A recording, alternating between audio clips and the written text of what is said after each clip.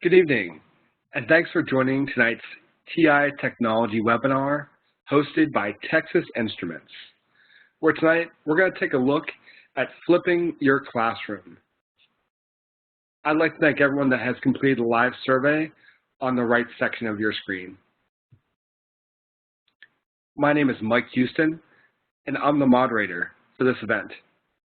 I teach algebra and calculus near Pittsburgh, where I use TI technology to make those tough to teach, tough to learn concepts accessible to all my students.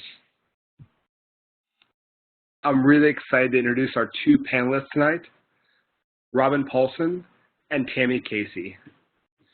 Robin received a master's in education from Elmira College and a bachelor's in computer science from SUNY Geneseo.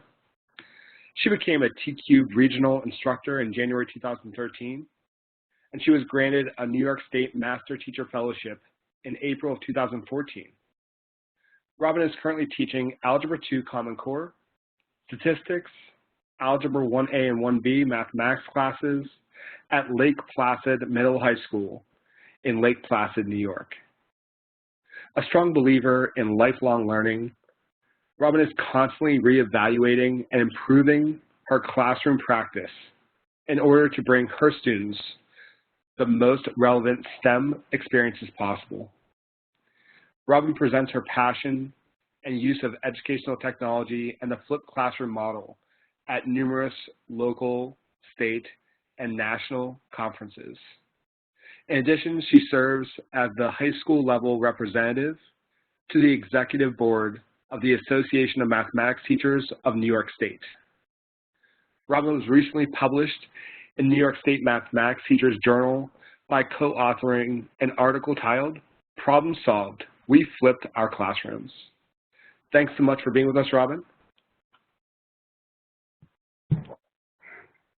Thank you, Mike. It's great to be here.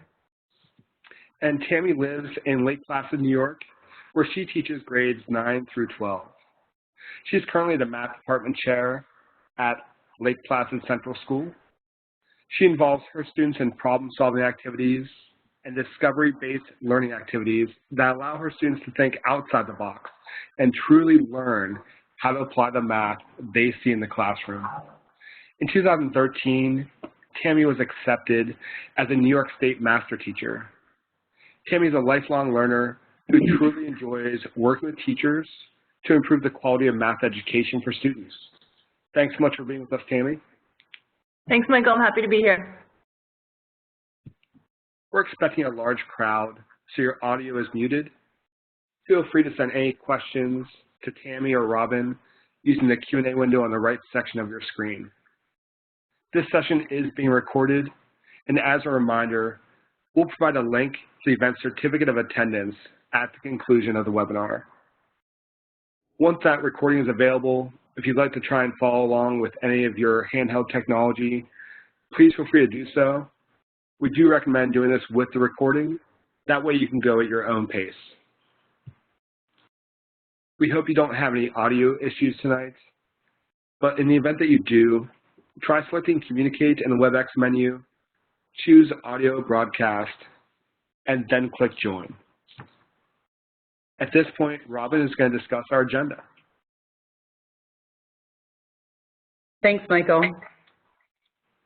We've gotten through our welcome and introductions, and what we'll do next is start with some background information on the flipped classroom, specifically why we chose to flip, how it works in our rooms, and some successes and obstacles that we've encountered along the way. Then we'll demonstrate how we specifically use TI technology in our flipped classroom. We'll show you how we use screen capture software to record a lesson, how we edit and upload that lesson, and then an example of a final product. After that, we'll have a conversation about technology options that are available for video recording, for accessing videos and organizing them, and what we use in our classroom. Finally, we'd like to share some resources. We have a website called lpflippedclass.weebly.com that we'll share with you, and we'll also share some other resources. And finally, don't forget, if you stay until the end of the webinar, there will be a giveaway of a complimentary registration to the T-Cubed International Conference. Thanks so much, Robin. And give me about 5 seconds, and then we're going to have Tammy sharing some expected outcomes tonight.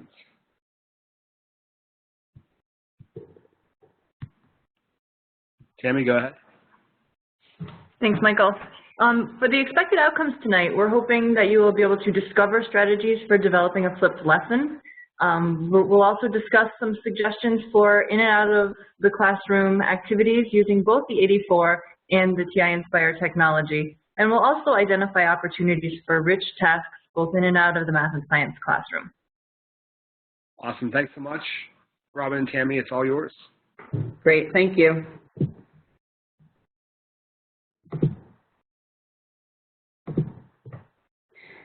So we'll start by discussing why we chose to flip our classrooms. Really, the heart of it is that we needed increased time with our students. We were spending, our full 40-minute class periods lecturing and giving a little bit of practice, and we never had time for all of the activities that we had discovered, whether it was on the activities exchange or math inspired or any of the activities that are available to us. We just never had time for those in our classroom. And so by flipping our classes, now we have all of that time available to us. We needed more student engagement. Students were just sitting and listening, hopefully, and hopefully taking good notes. And now they're fully engaged in those discovery activities. They're actively learning. They're doing a lot of hands-on things, and they're having great, meaningful discussions about math while they're in our classroom.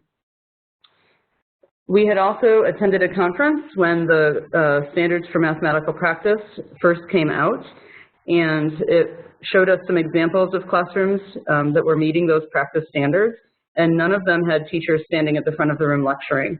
And that was a moment where we just looked at each other and said, we need to do something different. And we had been researching the flipped classroom, and that was when we really made our decision to look into it and jump right in. We'd heard a lot about differentiated instruction and really had no idea how to do that, and the flipped classroom has taken care of that for us. We are able to talk to every student every day and see where they are and see how they're doing and adjust our instruction according to every student's needs. We feel that our students are more college and career ready because of those rich conversations that they're having and the good problems that we're able to have them solve. And they're just more accountable for their learning. They have to watch the video and take the good notes and learn the guts of the lesson so that then we can dive in to the richer experiences while we're in class. Along the way, we encountered a few people who thought that the flipped classroom was something that it's not. And so we've faced a lot of criticism along the way from people. And so we just wanted to talk a little bit about what the flipped classroom is not, just in case you're here tonight because it is something that you're thinking about trying or you've heard about it and you're not quite sure what it is. The flipped classroom is not learning from videos. It can be. Some teachers will post videos for their class to watch outside of the classroom, but that's not all it is. It's also not an online course. You can always post things online, but it's not teacher replacement. It's not just putting everything online for your students to access. And it's also not the same in every classroom. Robin and I both teach in the same building. Our classrooms are right across the hall from each other. And if you were to walk into both of our classrooms on any given day, it's going to look very different with the different activities that we're doing and even how the classroom is run. Okay. So we'd like to share some successes and obstacles that we've come up along the way, because we're hoping, especially with the obstacles, that you can learn from us, and if you're starting to flip, you can avoid them. But first, the successes. We see our students being very successful with time management. As most schools do, they have students missing classes for music lessons or doctor's appointments or all kinds of different things. In Lake Placid, we have students missing school for chunks of time, weeks or even months sometimes, because they travel for different sporting events. And so this has forced our students to become more organized and manage their time better. our videos are out there for them to see, and so some people will watch a week's worth of videos in one sitting and get all of their work done in one sitting, and so then they can focus on something else that they need to. And it's a great thing for high school kids to be able to realize that and do that, especially before they head off to college. We're seeing a lot of student success. The students are, for the most part, thriving under the flipped classroom, again, mostly because they're learning independence and how to manage and organize their time. We have very few classroom behavior problems. One of the things, when we first started flipping, I had a particular student, that I had been warned about because he couldn't sit still and listen to a lecture. Well, he doesn't have to, and he thrived in my classroom because he was able to get up and move around doing activities, and he didn't have to sit and listen to me for 40 minutes. He was applying what he learned in the classroom from those videos. They're becoming independent thinkers. Because of those activities we're giving them, we do problem solving. I do mine on Mondays specifically, and we never know the answer to the problems before we give it to them so that we can't give it away. And so they're really having to think independently. And that goes in line with communicating better. They have to communicate with each other and with us much better than when we were just talking at them for 40 minutes. We, like I said earlier, really understand our students' abilities better. Again, we talk to every student every day in our classroom. I can see their math, I can see what they're doing, I can see really quickly any mistakes they're making and fix them fast, instead of sending them home with a worksheet or a textbook and hoping that they get those problems right. Here, they're doing work in front of me, and I can see how they're doing and where any problems may lie right away. And because of that, we give far fewer tests. We don't need to give a lot of tests. We're formatively assessing all the time by looking at our kids' work. And so we don't give as many biggest tests, which gives us more classroom time for those rich instruction and activities. And finally, our students have learned that they can't just play school. That was one of the things that was driving us crazy for a really long time, is that, kids were great at playing school. They learned how to play the game so that they could get that great number that was attached to their name, but they weren't really learning the math. They weren't really understanding the math. They were just spitting it back out. And I think that's one of our greatest successes, is that no longer can our kids play school. We also have faced some obstacles over the past few years. We have students who come into our flipped classroom, and at first we just assumed that they knew how to take notes. We just say, please watch the video, please take notes, we'll check your notes when you get into class, and then we take a look at them and couldn't believe either they'd write down every single thing that came out of our mouths, every example, everything that they saw, or hardly anything. So what we try to do now is somehow teach our students how to take notes, and that was one of our first obstacles. We do it in different ways. Robin, I think, shows a couple of videos at the beginning of the year to get our kids to practice. And for me, I kind of wean them off of the guided notes, because I usually teach geometry, so they're coming to me from algebra. And in our school, they have a lot of guided notes in algebra. And so I start with that and then talk about what they would need if they were to take them on their own. Also, homework. The fact is, really, some students aren't going to do homework, whether it's 50 practice problems or a video. But what we've found is that this way the students are, it's a little bit easier for them. They no longer have to go home and say, Mom and Dad can't help me with this, and coming in with blank pages. Now it's more, I had to watch the video, I didn't quite understand this one problem, and then you can talk to the students at that point and do one-on-one help instead of trying to figure it out with the entire class. There was a note in the chat that I saw about internet access, and that was an obstacle the first year, but we found many ways to get around it. What we found in our area is that even if students don't have internet access at home, they have some form of a device. They have a smartphone, or a computer, something like that at home that they can use. The smartphone usually has data so they can access it. The computer at home, what I did the first year was I would put my videos on a flash drive and offer that to students. They could bring in their flash drive, I would burn them onto DVDs. They could bring them home and watch them that way. But in the past couple of years, we've seen that happen less and less. Even at school, there's more internet access, so students can go to the library. We have at least one computer lab in every wing in our school at this point, so there's tons of access. And so it's really just finding a place for that student to watch the videos. Yeah, and people are even saying, you know, McDonald's, Starbucks, all of those places that have it. So it's become less of an excuse. We also didn't have parental support our first year. We just kind of assumed that we were going to start flipping and it was all going to go well and everything would be okay. And we forgot to warn the parents, or at least tell the parents what was happening and why we're doing this and how it works and all of that stuff.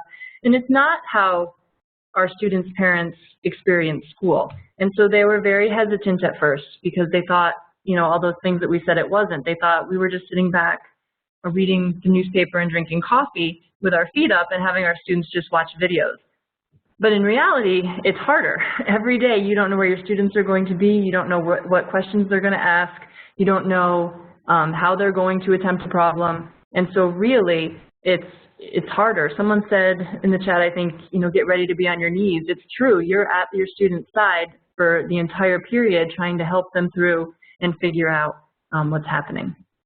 And the last thing with our obstacles was just getting used to those new teacher-student roles. The first day we walked into our flipped classroom, we had no idea what to expect. We weren't sure what it was going to be like. We were both comfortable using lecture style, standing at the board, showing off our math skills in front of the classroom, and we weren't quite sure how it was going to look and how it was going to feel and what was going to happen. Yeah, one of the things we learned at a conference, and I can't remember which one it was to never carry a pencil. And that's something that we did a lot in the beginning, and we're still trying to do with our flipped classroom, because it's so easy when a student asks a question to kind of write for them. And so we really try hard not to carry a pencil or a pen with us. We, you know, ask them probing questions to get them thinking about what they should do and why they are stuck and how to move beyond where they're stuck. I mean, again, that's a huge new teacher role for us. Instead of, you know, just showing them the process and hoping that they memorize what we tell them to, really making them think. One thing I saw in the chat that I wanted to mention is someone mentioned ASCD and some of the publications they have by Bergman and Sams. And it's a little green book called The Flipped Classroom or something like that. And that's what got us started, was that little green book. It's a great, concise explanation of a real basic flipped classroom. And then it talks in the end about flipping for mastery, which is kind of a totally different beast. And we're pretty much halfway in between the basic flipped classroom and flipping for mastery. We're always improving every year as well, or making modifications. So I just wanted to mention that because I had seen it in the chat. The last little quote on this page it's about really the growth mindset idea as well. It's a Michael Jordan quote that lots of people have seen before, but just that, you know, he's failed over and over and over, and that's why he succeeds. And, you know, I would say probably our first year of flipping was our toughest year, and that it wasn't a failure, but it was certainly difficult. And every year we're making little adjustments along the way and trying to make it a little bit better. So again, hopefully by us sharing tonight some resources and our successes and obstacles, you'll have more successes and fewer obstacles as you try the flipped classroom. Okay. So the next thing we want to do tonight is just talk a little bit about how we use TI technology in our flipped classrooms. And what we're going to do is we're just going to show you how we would record a video using TI-Nspire and also the TI-84 technology. And we're going to kind of do that side by side. But keep in mind that there are tons and tons and tons of things out there that you can use.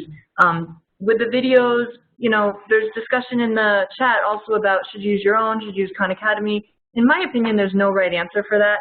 I tend to make my own videos just because I want my students to know that it's coming from me and, you know, get that trust thing in the beginning of the year. But I also will randomly put other videos in there because it's not just me that knows what's happening with the math that they're learning. I want them to get other perspectives. I want them to be able to search on their own and find things on their own and get used to learning from other people, other videos. So, so just kind of keep that in mind also.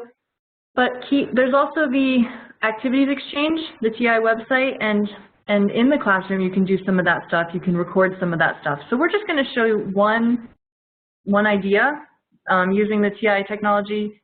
But again, after we go through this, we'll talk about some other ideas and other resources. And again, actually it was that flipped classroom book, and it's called Flipping Your Classroom. I see in the chat people are asking.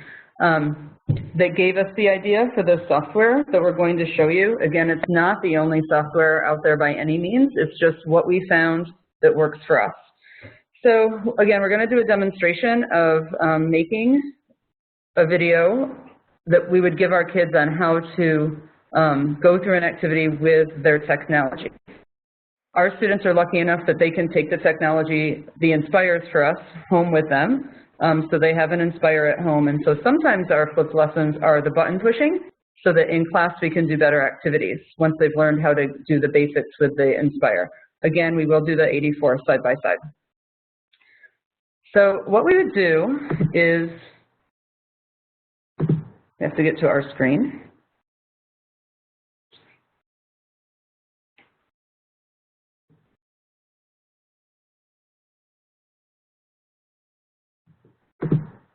Okay, so what we have on our screen is both the Nspire emulator and the 84 emulator. And again, we would use the Nspire, but we will also show how it will work exactly the same way with the 84. And our software is a screen capture software, and there are many different screen capture softwares out there.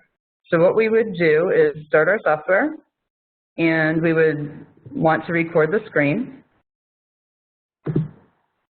And again, later during resources, we'll discuss all of this, all the different software possibilities. And we push record. You can see us. We had the webcam on. That was a quick hello. You always want your audio on, obviously, and then you would just choose record. And it even does a nice little countdown for you so you can get yourselves organized. So this particular problem is a classic find the line of best fit problem. So on the Nspire, we first need to add a list and spreadsheets page. And again, teachers know how to do this. We're demonstrating what we would do with our students. So we need to name that list. We may name it carb, and our other list may be cal for calories. And then we enter our data. And again, my students would go home with this sheet so that they could then follow along and enter the same data. Oftentimes there's a little worksheet attached to go home with them. I have yet figured out honestly how to go green. So that's how we enter data on our Nspire. Similarly on the 84.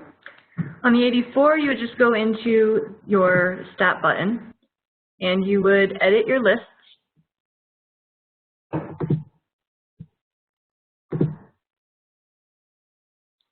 And to save a little bit of time, we already put the data into L1 and L2. And then at that point, we would want to run the linear regression. So on the Nspire, I always want my students to see what's happening. So I would add a data and statistics page. I always tell them that lists and spreadsheets and data and statistics go hand in hand. Our X variable, I click on my X-axis, is carbohydrates. And our Y variable, we click on the Y-axis, is calories. And we get an instant scatter plot of our data.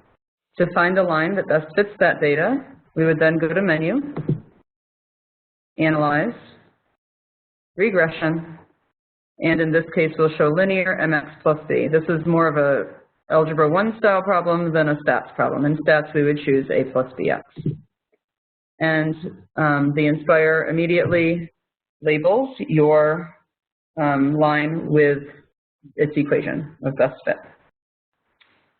And on the 84, we would go back into our stat button, stat menu, and this time we want to calculate and we want to choose linear regression.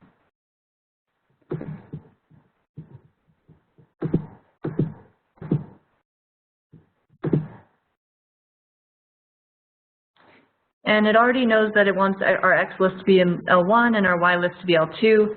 If you want, you can save the linear regression equation so that you can see it like you would on the Nspire that Robin just showed us. And to do that, you would just go into your vars button, and you would go over to your Y vars, Y variables, and we want a function, and we would just select Y1. And then that way it will save it in Y1 when you go to your stat plot. And then we can calculate. And this time we get the equation, y equals ax plus b. It gives us the a value, gives us the b value, and we also end up with our r and r squared values. So you'll notice on the Nspire, we didn't get the r and r squared values with the graph, and that's just one more activity, or one more page. So we would add a calculator page. Again, and one of the things with the Nspire is there's 3 or 4 different ways to do everything. I have a favorite way to do things, and my students come up with other ways. I like clean pages, so I calculate some things on a separate page. So I add a calculator page, I say menu, I'm in statistics, I'm going to do stat calculations and linear regression mx plus b. I tell it where my data is, my x's are carbs, my y's are calories, my regression equation is automatically saved to F1, I can choose OK. And then I have a very similar screen to the linear regression screen. And so that would be our video for our students. We've showed them how to push the buttons to get their regression. We've shown them what all the pieces are. And then what we would do is just stop the video. So this particular problem is and it's replaying it for us. And then we would save and exit. And I'll just save it like that. And now I'm back in my editing software. And this is kind of where the fun happens. I'm a stickler for making sure that my students know what they should be writing down. You know, again, we had to teach them how to take notes after a few months of assuming that they would know how to take notes. And so in this software, you can add callouts. You can draw an arrow to something super important. And you can type in there, you know, write this down. And you can make that as long or short as you want to. If in here something happens, you know, sometimes I record at school, after school, and the custodians will come in and vacuum. Even though I have a sign saying I'm recording, I might need to cut that noise out. So I can move to whatever that is and cut that out. So again, all software that we've seen does this. We just chose this particular one because it's what we found fast, that was easy, and that we could do quickly to make videos. A question that often comes up is how long does it take us to make our videos? And the first one was torture. It took us an entire day, and we uploaded it to YouTube, and then it was too long for YouTube, so they rejected us, and we had to start fresh. And so that was really frustrating, and that was part of us finding this software that was much easier. But now it really doesn't take long at all. Sometimes I'll record without voice during study hall and then voice over later when I don't have anyone in my room. Because we've been flipping for several years now, sometimes I use older videos, and the kids could care less. It's the same content, and they just talk about how my hair looks different. And that's one of the nicest things I think about flipping is I used to teach the same lesson 3 or 4 times during the day, and by the last class, I wasn't sure if I had said the same thing already. Did I remember that one important thing that I wanted to make sure that I had said?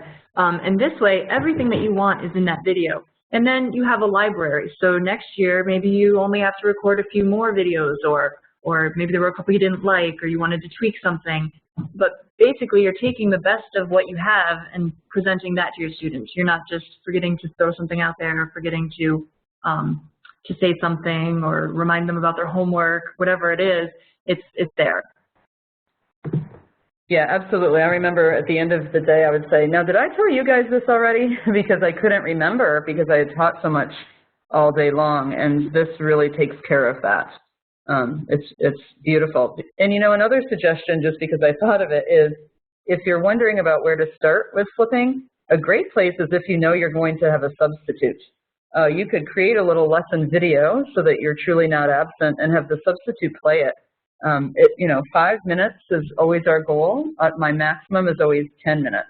I really, really try to never go over 10 minutes in a video because they just will stop watching, and then it's pointless. That's not the point. So, you know, that's a great place to start, is if you know in advance that you're going to be gone and you want to give it a try, you could always record a lesson and have your substitute play it and have the kids take the notes and then do whatever, you know, you want them to with it during that time. Okay, so you know, I've shown you a little bit of editing with our software, and so we just want to show you what a final product might look like. So we're going to find our video. Now, just real quickly, if this doesn't project quite right for you because it's a webinar and sometimes things are weird, there is a tiny URL that we'll share with you. It's on the screen, on the PowerPoint when we get back to it, so that you could watch it again on your own if you really wanted to. And it's like you can see, it's a really short 3-minute video, so you can just see a final product for our flipped classroom. Yeah, so this is basically a video that we would share with students that was exactly what we just walked you through, linear regression. So we'll play it and then we'll talk again after. Hi, what we're going to do today is take a look at how to use our TI-Nspire to find the line of best fit or to do a linear regression. So the problem that we're going to look at together says the table below shows the number of grams of carbohydrates X and the number of calories Y of 6 different foods. Which equation best represents the line of best fit for this set of data? And below we have a table of values. We have our list for carbohydrates, we have our list for calories. The question says, what is the equation of the line of best fit for this data set?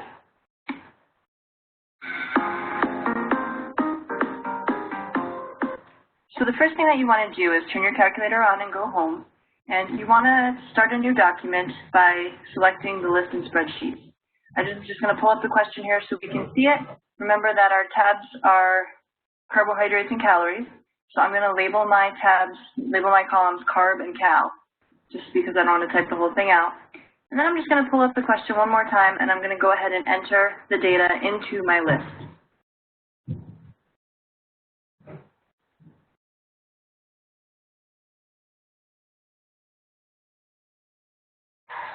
Now, once you get your data all entered, be careful because you want to make sure that your columns have the same number of elements. So when you get to the very, very end and you have all of your data in, just double check to make sure that you have the same number of elements in list 1 and list 2. And so I always go down to the bottom and make sure that the 2 columns have the same number of elements. Next thing that we're going to do is add a page, and we're going to add a data and statistics page. And we're going to go down to the bottom of that page, and we're going to add our X variable, which was carbohydrates. And then we're going to go over to the left side of the page, and we're going to add our Y value, which was calories. And automatically it starts to make a graph for us, a little scatter plot. And now, right from this menu, we can go to Analyze, and we can choose Regression, and we can show the linear regression mx plus b. And it puts the equation right on our screen.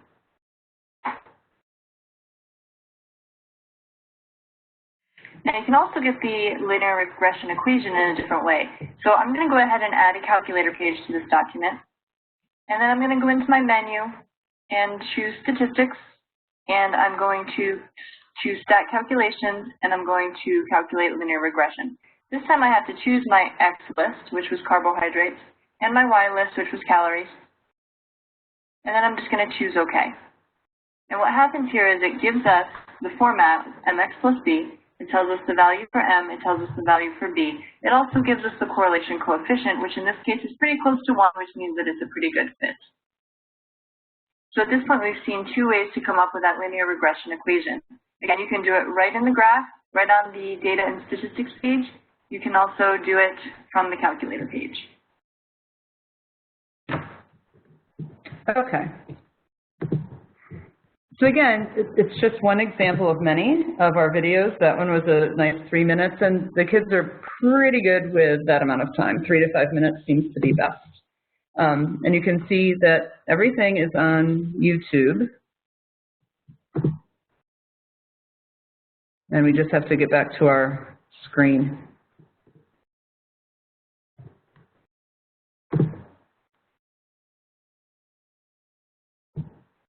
Okay, so just some comments that we've been seeing to help answer some chat questions.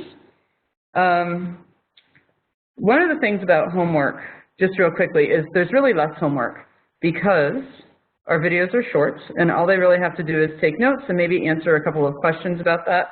Again, we're seeing a lot of chat about Edpuzzle and Google Classroom, and those are things that we are using new this year. It's one of the changes we've made that are working really well, and we'll elaborate on that as we get to the resources page some more. But truly, our kids have less homework. If they used to be going home with a worksheet with 20, 25 problems on it and maybe getting some of them right because they didn't have any help. And also, we encourage any parents that are concerned to watch the videos with their kids so that they can see that it's us most of the time, and that we're not asking a lot. We're asking them to write down a process. Maybe it's the quadratic formula and maybe an example, and be done with it. And so once the parents experience it, first of all, they appreciate it and understand it more, but also sometimes they start remembering the math. So we get a lot less of, ooh, I can't do that math anymore. You know, some parents will say, oh yeah, I remember that now. Now I feel like I can help my kids a little bit. So I just wanted to answer those questions that had come up. Yeah, and one other thing, there was a question about students, what do we do with students who don't watch?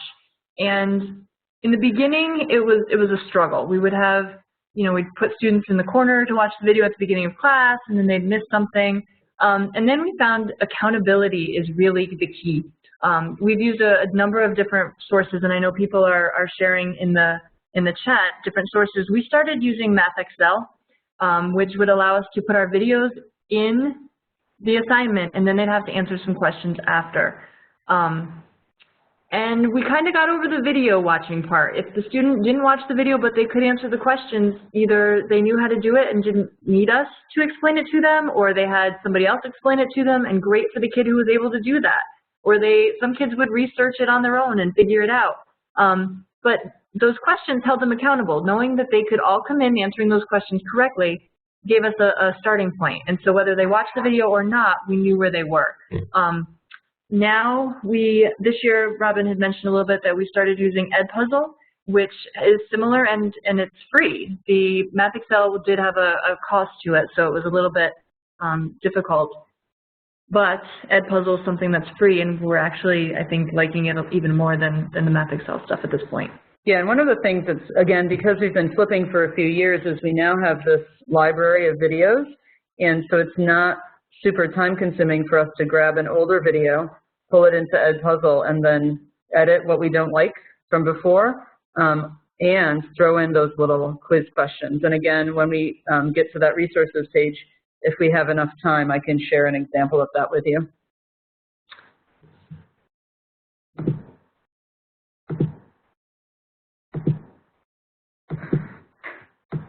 Okay, sorry, I was having some technical difficulties. Okay, so here we are then with our tech options. Like we said, Camtasia Studio is the software we use to record our videos. It does cost money. We got it years ago after we had read that initial little green book from ASCD. It's not the only thing that records videos out there. There are a lot of other options, and there are a lot of free options as well. When we first started our first few videos, we just turned on our smartboard software and used Smart Recorder and just, you know, recorded whatever we could do there. But there's even easier options. If you have an iPad or you have a phone that will record, we found out about a little machine that you can just really hit record, and then you can just upload your videos there. And all of the videos, I haven't had a problem yet putting any videos in Google Classroom. This is my first year as well. I'm seeing that in the chat. I haven't used it extensively, but when I put an assignment in, there's a choice to link to your videos. And so I haven't had a problem with that. Again, they're on YouTube. They're also, we make them public. We, in the beginning, were very nervous about having our videos out there, and we made them private, and we had to send links to kids. And you know what? We got over it pretty quickly because we realized that the only people that were going to be watching our videos were students that we were making watch them and maybe some teachers that were interested. And so we kind of got over that privacy issue real quickly. So if you're interested, you can search for either of us on YouTube, and you'll see lots of examples of some good and some not so good videos from a lot of years, and some student videos as well that we have them do sometimes. There's a question about how many questions we usually have them answer. It really depends. 3, 4, sometimes 5. It kind of depends on the flow of the video. When there seems to be, I've covered, I don't know, writing an equation in point slope form, I've covered that, then I might, at that breaking point, throw in a question, make them write an equation in point slope form. I do tend to give a lot of multiple choice style questions for homework because it's honestly harder to grade when they're not multiple choice. And I'm just doing a quick check for real basic skills for the homework and that they watch the video. We're going to get into the intense stuff in class that I can watch them write out. So there, Robin, there's a couple of questions about Edpuzzle, and yep. And so I think we have that up. Maybe we could show a clip of how the students are held accountable. Yeah, let me show that. So,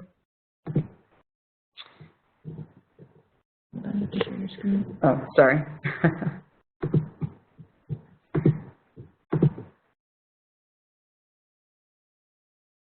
Here we go.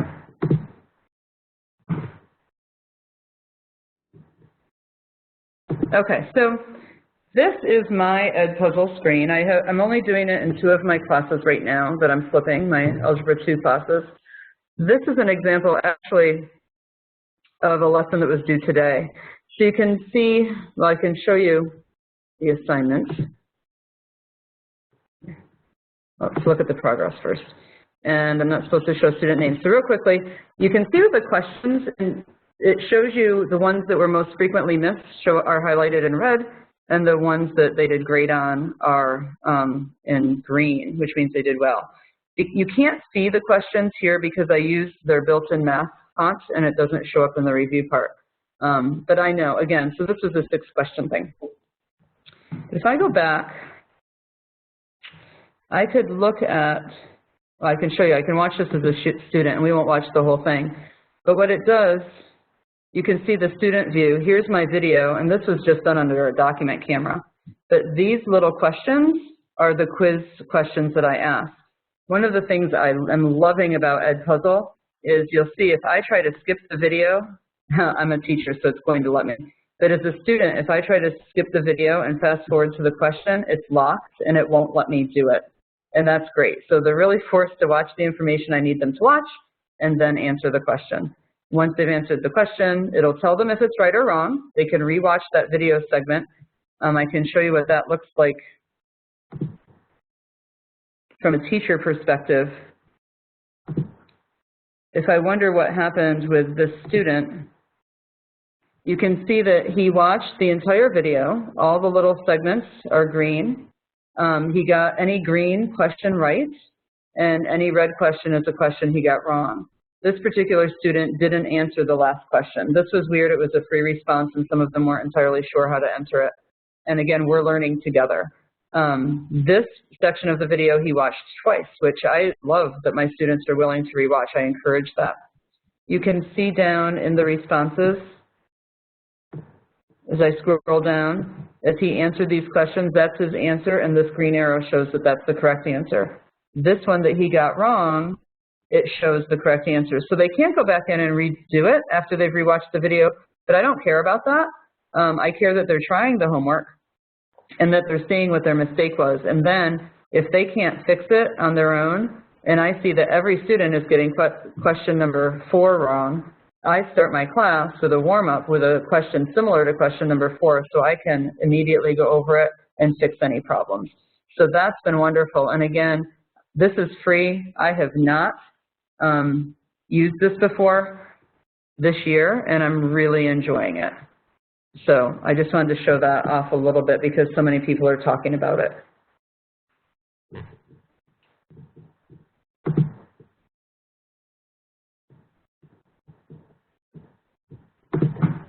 Okay. So those are the video recording options. The next thing we want to talk about is just access and organization. There are tons of places for you to store stuff. What we found also our first year is that we would just put videos randomly in places. We'd post some on YouTube, post some on our website, and we were getting confused and our students were getting confused. So access and organization is really important. Robin and I both have a weekly site that we keep up where we post our videos and our weekly assignments. We've both started using YouTube to upload our videos. I did for a while put some of them on screencast, only because that was where Camtasia would suggest you put them. So I had tried that for a while. Some people use sites like Google Classroom, Edmodo, Schoology to save them and to get the assignments out. MathXL, again, was what we used for a few years to kind of organize the assignments. Really, if you pick something that works for you, at least you have an option. But putting them in random spots is just chaos for you and for your students. And you want something that is user-friendly, something that where you can find the videos and no one's confused. There's a question about how to grade Edpuzzle. I think that's a personal choice. I don't put a lot of weight in my homework grades. I put the quizzes in so that I can see if they understand it, and they know instantly if they understand it. I call my homework 10 points a day, but at the end of the marking period, it's only 10% of their grade. And that's a total topic for another day.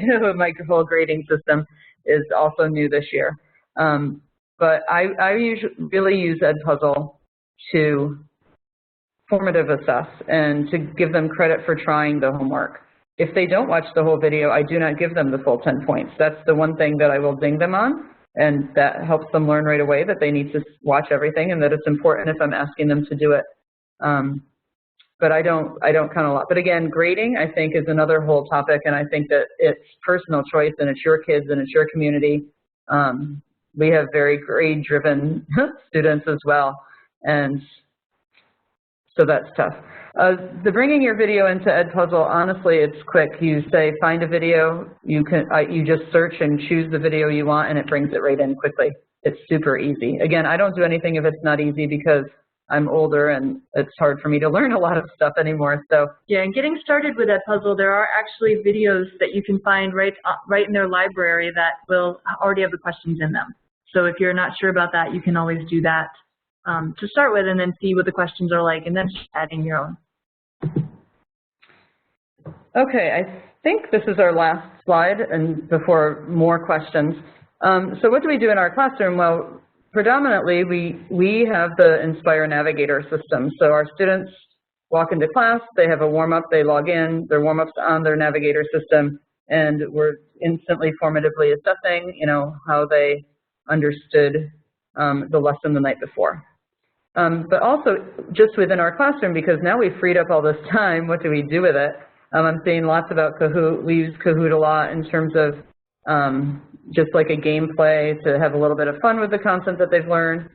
But for me, honestly, the most critical part of this is that now I have time in my classroom for those activities from Math Inspired on the TI website, or any in the activities exchange that I never had time for before. We do labs.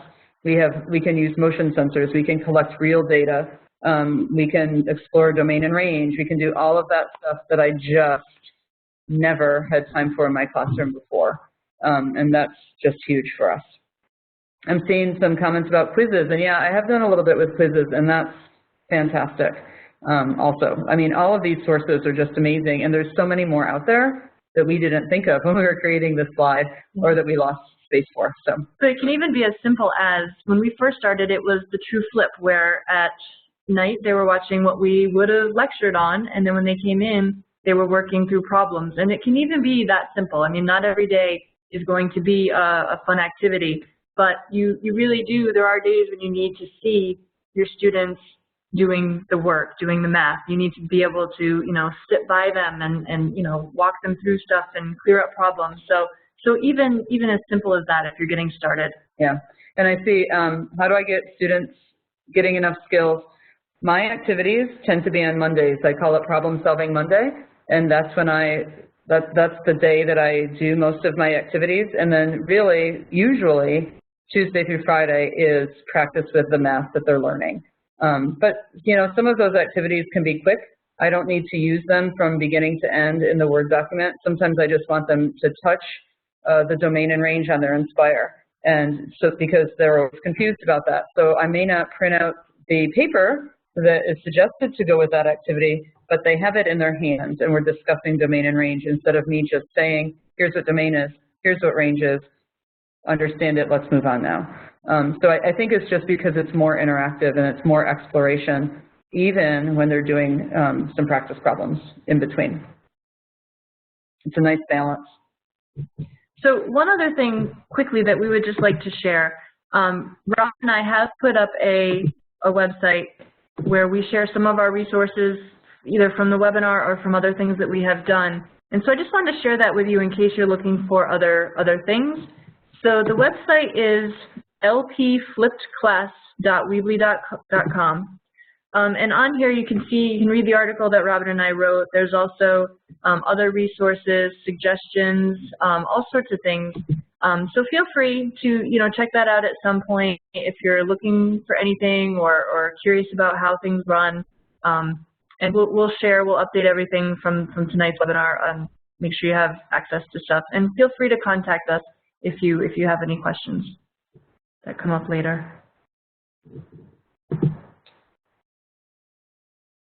Okay, so I think at this point we are ready. Whoops, I took Michael's slide to answer any other questions.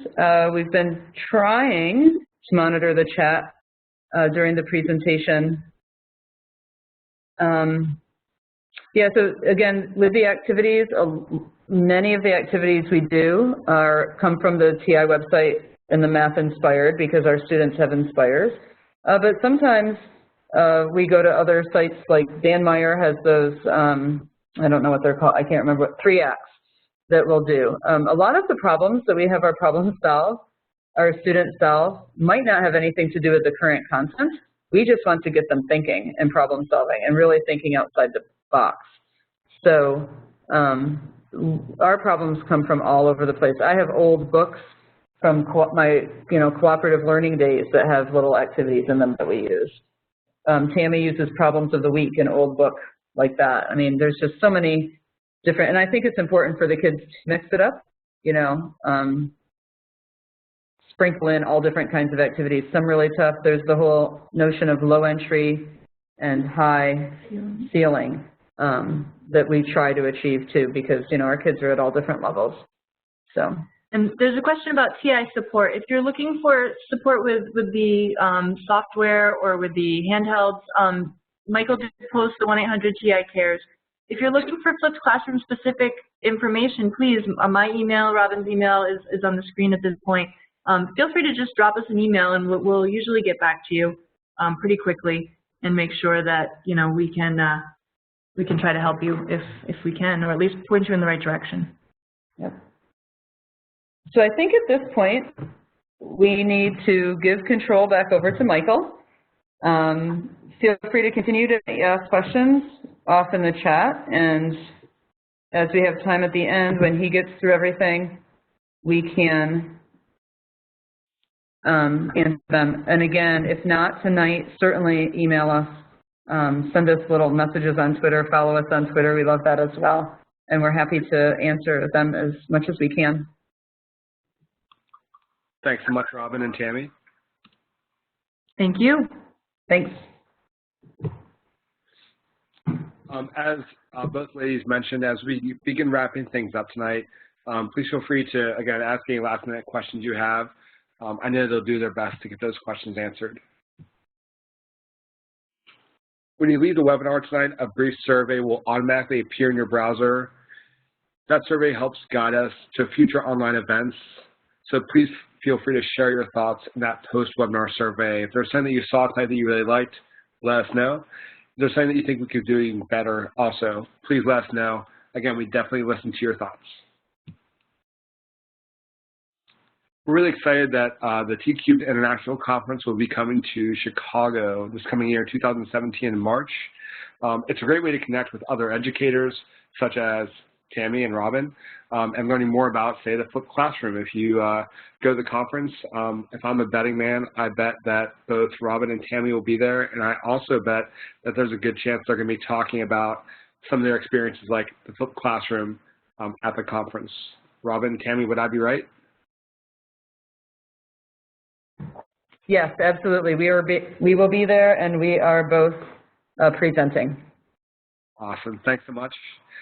We hope to see everyone there, including one lucky winner tonight is getting a free conference registration to the T-Cubed International Conference, and tonight's lucky winner is Kim Keebaugh. So Kim, congratulations.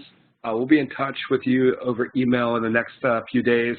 But again, Kim, we hope you see you as well as everyone else at the T-Cubed International Conference this coming March. As both Robin and Tammy mentioned, feel free to continue this conversation on Twitter, for instance. It's a great place to do it.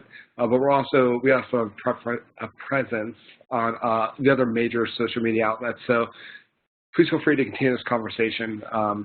There was a lot of great comments in the chat window tonight, and I can sort of feel that energy coming off. So please feel free to share that out. To receive a certificate of attendance, please click the link in the chat window. Also listed is a link for the documents that were used tonight. So if you wanted some of those slides that Tammy and Robin were using tonight, those are made available in the documents. If you happen to miss the certificate for any reason, please don't panic. You'll automatically get a follow-up email in a couple days, and in that email you'll find a link to the recording in case you want to watch this again, a link to the certificate of attendance, as well as a link to the documents. And if you happen to be watching this on demand, please feel free to copy that certificate link into your favorite browser and receive that certificate. I did post earlier, the 1-800-TI-CARES number is a great place to get post-webinar follow-up, especially if you have TI-specific related questions. So if you do, please feel free to either give us a call or send us an email.